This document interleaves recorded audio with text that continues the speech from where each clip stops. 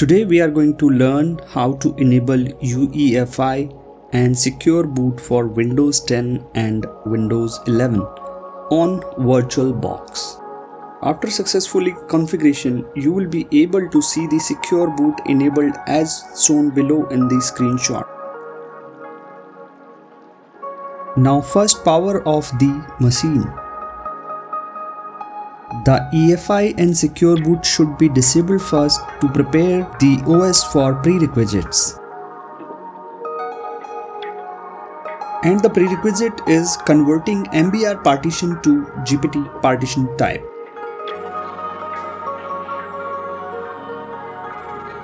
Run command prompt as administrator.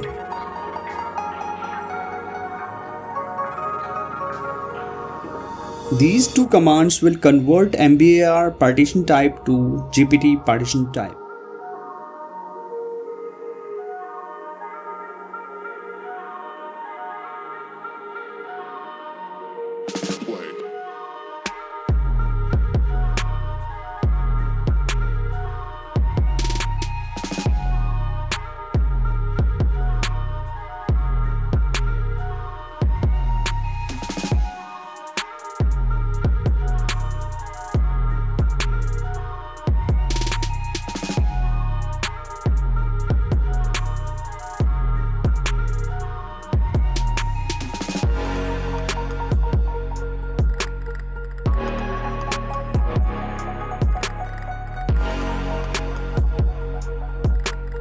Now after restarting, you can check the Secure Boot by searching Secure Boot in the search menu.